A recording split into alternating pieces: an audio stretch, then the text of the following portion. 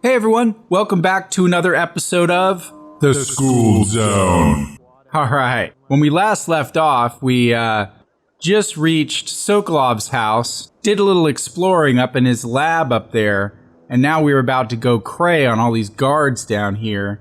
There's a bunch of them.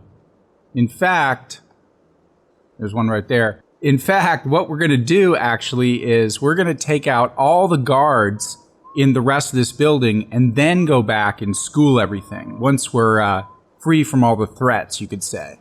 So, I am about ready to show you the best way to clear out this whole facility that most people don't really think about.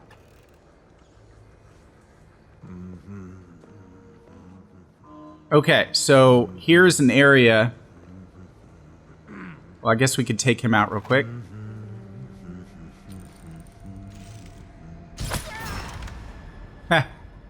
Okay, so here is the way to absolutely dominate this section of the building, and that is to take the higher ground. We're actually going to zip over to this pipe over here, and the guards don't look up. As a matter of fact, I don't think many players even look up and notice this was up here. At least I didn't the first time I played this game. But the advantage in battle is always the higher ground. And now we can basically just walk around on top of this little infrastructure here. There are no roofs. And we can just hawk down on these guys like predators. And, you know what? I'm going to spare that guy because I want him to walk through the electric wall that we're going to reset as soon as we sleep dart this maid here.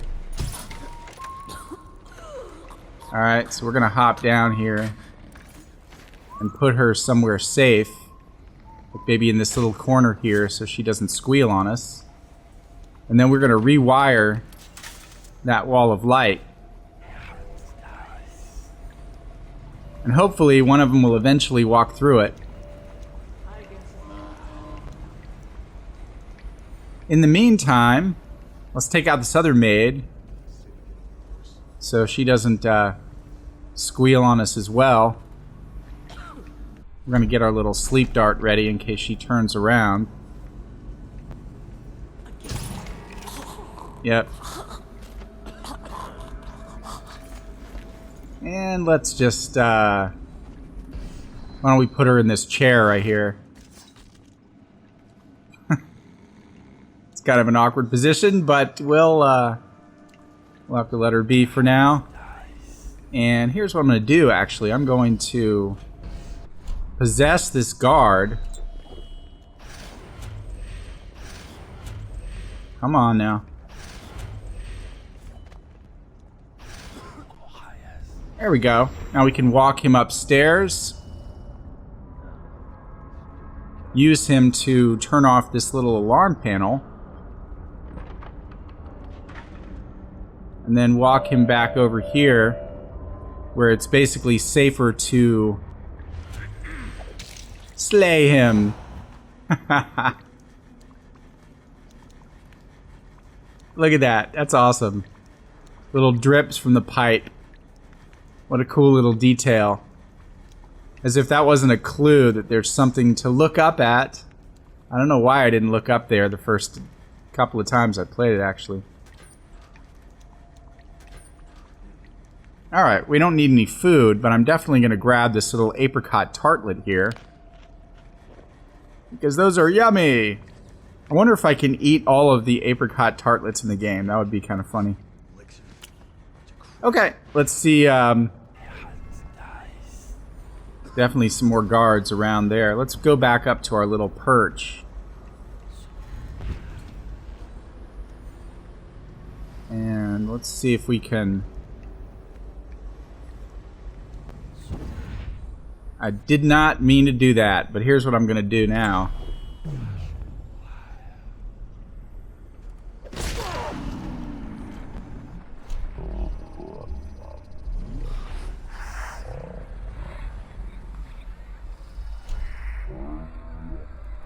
We'll Let's see. I'm making up for lost time here.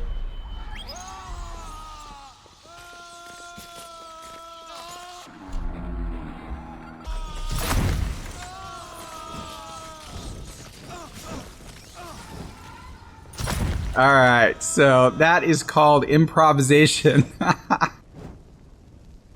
I'm not like a pyromaniac. We just don't get to use those incendiary bolts very often because they create a lot of ruckus and alert the other guards. But since they were already alerted...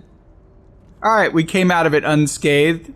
I was going to basically just summon a bunch of rats and let them take care of the guards. But since we're not going for the...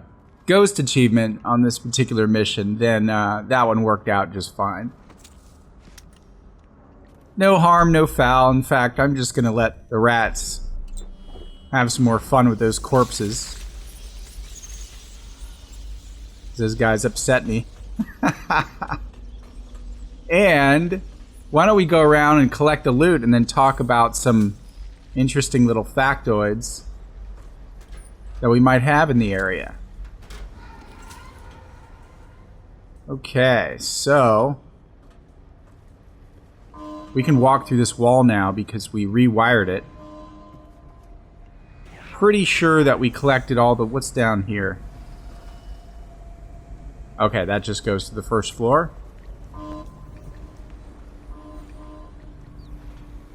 I think we're all full on elixirs, but let's go ahead and see. And what I was going to say is I think we've taken out all the guards. So we can walk around here pretty freely. Which was our goal.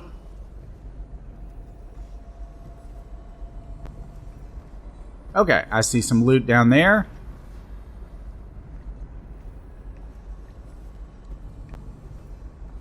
Namely in the form of a huge painting. Let's see what this one says. The obtuse arguments of Lady Boyle. Okay, well, Lady Boyle is a character that we're going to meet, I think, in the next mission, actually. Maybe not. I could be wrong, but in either the next mission or the mission right after. And what does obtuse mean? Well, obtuse normally means slow or dim-witted. However, it also has geometric applications. For example, an obtuse angle is an angle that's between 90 and 180 degrees. And since Sokolov routinely includes scientific inferences in his paintings, I think it means maybe slightly out of focus in this context. I don't know. It could mean the dim-witted arguments of Lady Boyle, but obtuse can also mean maybe out of focus. And arguments, I don't know. It's hard to say, but we're going to grab it and move on. Is that a note? Oh, it is a note. Cool. The Brigmore Witches. As a reminder to myself, 4 of these blocks of fine Tivian marble are destined to decorate the Golden Cat. Madame Prudence has requested that I carve the stone into 4 of the women living together in the ruins of the old Brigmore Manor at the edge of the city.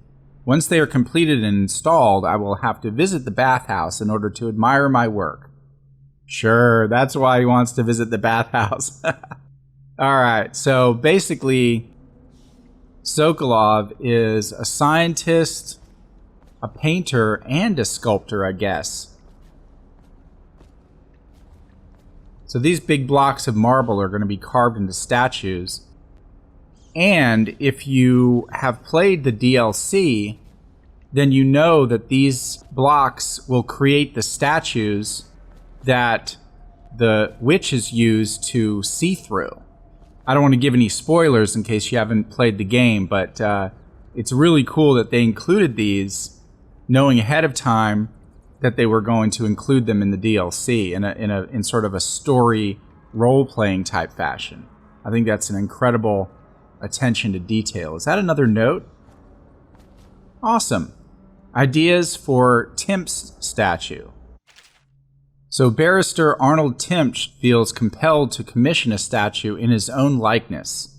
Highly convinced of his own importance, it seems. Will I ever know the limits of a man's vanity? Perhaps I will render the good barrister lost in thought as he regards himself in a looking glass.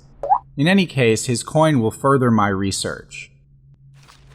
Okay, so barrister Timch is also a character in one of the DLCs, the Knife of Dunwall, I believe. And again, really cool that they included those. I imagine at the time that Dishonored came out, they hadn't announced those DLCs yet, and those were some pretty cool clues for people that were paying attention. As a matter of fact, it's really hard to notice those two notes. I almost didn't see them. Not sure if I ever read them, as a matter of fact. Okay, well, let's keep going since the guards are gone and we can kind of have free reign of the place. So this looks like a little experimental wall of light that they're working on. And there's a rewire tool that we can replenish. I guess we can disable it for the fun of it. In fact, let's throw it over here and blow them all up. For someone who prides himself in being educated, I still love explosions.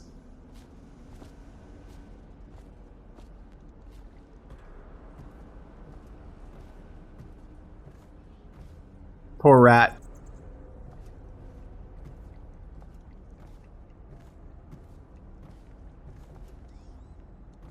Alright, so check this out. So these things right here, I don't know why they're in display cases. They're basically like mini Klieg lights. I don't think they have the lens in them, actually. But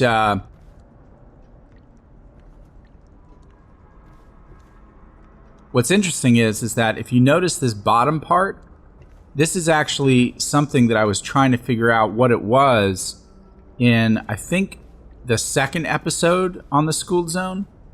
And I think I asked you guys what it was.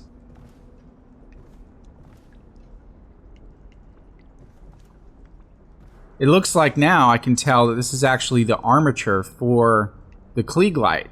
So they can basically, you know, spin it and aim it in any direction. So that's pretty cool.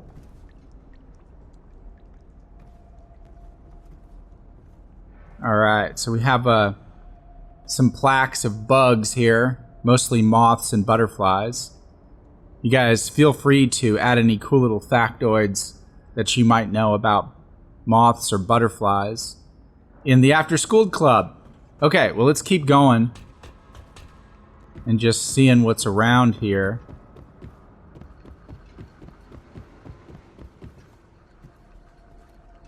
Sokolov's note to Howl Creek.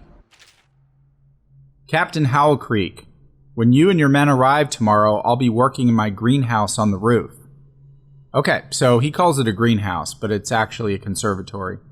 I know the Lord Regent wants you to follow me at every moment, but please avoid disturbing me. The experiments I'm conducting are quite sensitive, and I must finish with haste. Sokolov.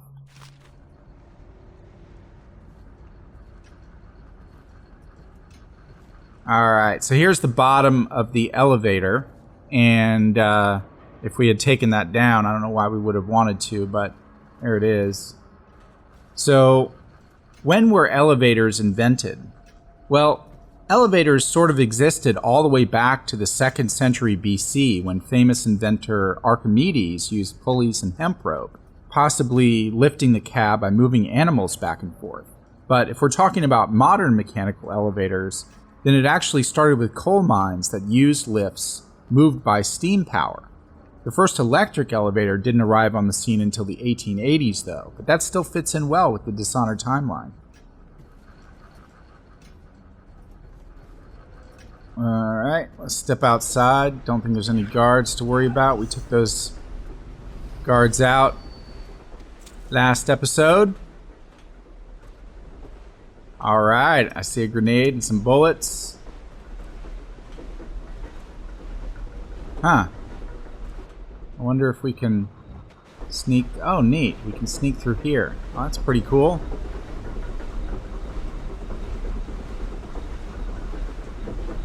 There's a water wheel. We talked a little bit about turbines in the last episode. What does this say? Just some numbers. Alright, I'm going to do something possibly completely foolish. I'm going to try to ride one of these around. It'll probably kill me, so if it kills me, we'll just start over. I gotta die eventually, right? Alright, so let's see if this will work. Neat. Can I get there? Awesome. Oh, that was fun. All right, I got to ride the water wheel. I totally was not sure if that was going to kill us or not.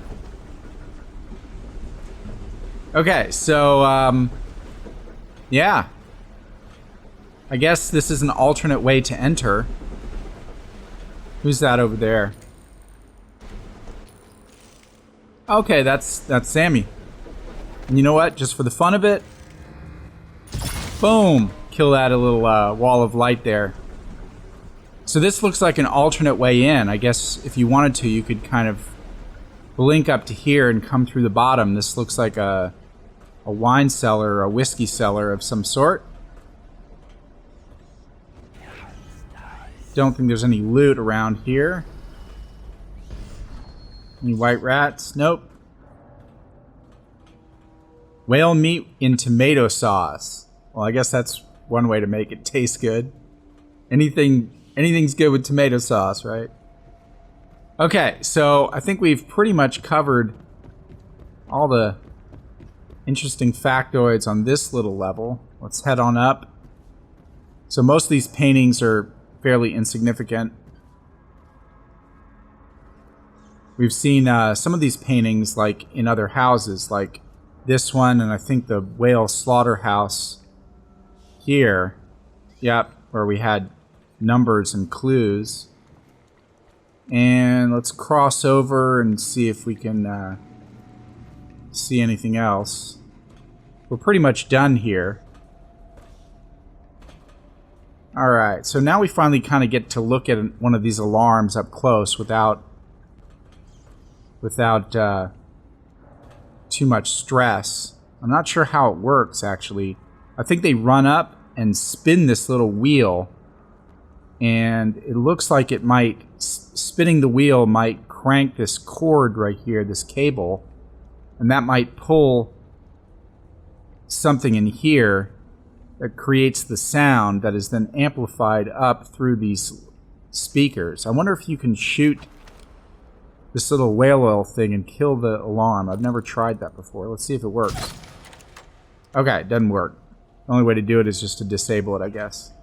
So, here's an interesting question. When were alarms invented? Well, if we're talking about electric alarms, then Augustus Pope had the first patent in 1853, which was bought and fully developed by a guy named Edwin Holmes, who is credited with bringing the first burglar alarm to the market. However, they didn't become popular until around the 1880s when electric streetlights came on the scene. People started to trust this newfangled electricity thing and started using private alarm systems. So, as per usual, fits right in with the Dishonored timeline. Okay. So, let's see what else we got going on here. Not much in here, I guess. So, have you guys ever wondered why people put chairs upside down on tables? Well, the obvious reason is because it's easier to clean the floors under the tables without the chairs being in the way. But I used to work in a bar and restaurant, and from experience, I know that there are two other reasons why they do that. For one, it's used as an indicator to passersby, like if there's a window that they can look in, that the area is closed or not in use. In this case, it's indicating this area maybe is not in use, but it also helps with dust. No one cares about the bottom of chairs, so if two clean areas are face to face and covered up, the tabletop and the chair cushion, then there's less dust to wipe off when the chairs are finally taken down. Ah, the little details that we take for granted.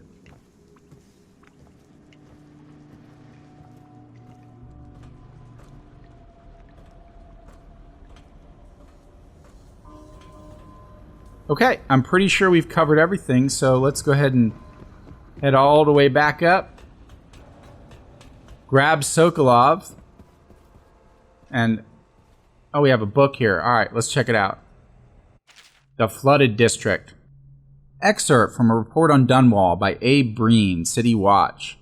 Before the plague turned everything to shit, Red Shore was filled with barristers and money men rushing around taxing each other and whatnot. So a barrister is basically another word for a lawyer. Although there are distinct subtleties between barristers and solicitors, they're mostly terms that are used in British countries. In America and a few other places, they're called attorneys. And lawyer is basically the generic term for them all. Every garden watch wanted that post, and there were classy women everywhere. The whole place flooded years ago, just as the plague got real bad. People were sick and nobody was working, so the city let the dams go to rot. When the big one broke, I've heard tell, the river put it all underwater. The swanky Chamber of Commerce was there, and so was the Bloody Greaves Whalehouse. So swanky means lavish or expensive, but like in a showy or flamboyant way. Now there's nothing but rats and gangs and who knows what. Last I heard, the captains had been using it as a quarantine for reapers. You show one sign of the plague and it's, your citizenship has been revoked. Over the wall you go and into the water. Alright, so again, a little foreshadowing on a mission that's to come. Okay. Coming for you, Sokolov.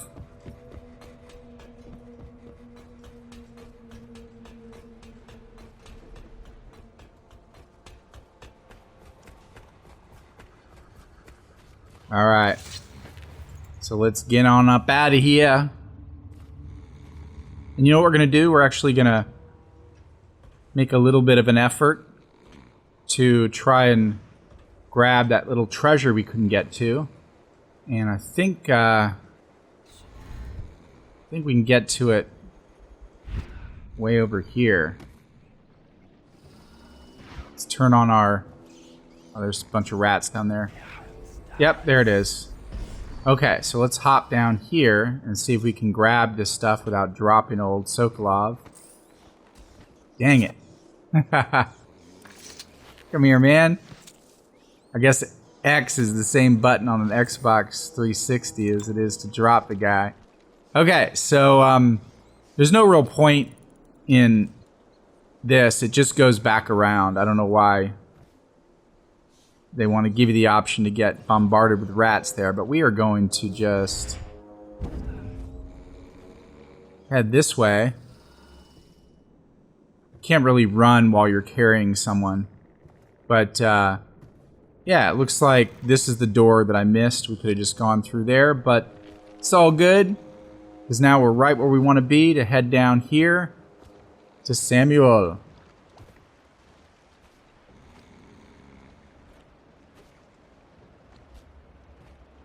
Royal physician himself. You made a neat job of it. Drop him here and we'll be off. All right, let's get Sokolov back. Awesome. Perfect conclusion to this episode. So we get to see what we got going on here. 43 hostiles killed. Awesome. No civilians killed and no alarms rung. That's what I wanted to see. Excellent, excellent. Okay, I know we're in total high chaos mode, which is fine. Alright, so, and look, we got all the special actions. That's awesome. Followed the Pearl Thief, freed all of Sokolov's test subjects, robbed Pratchett's safe, and saved the stranded woman from the rats.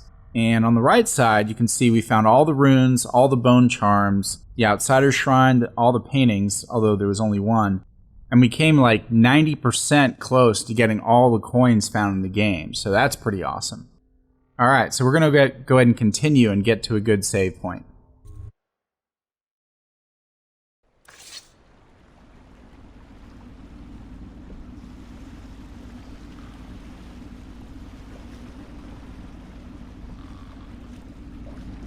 They set up a cell for Sokolov in the old kennel.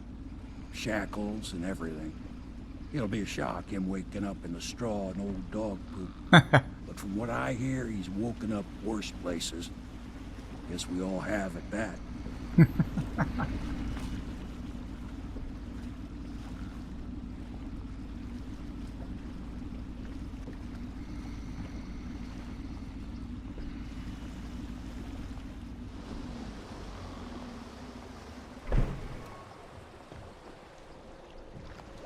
Well done, Corvo. Well done.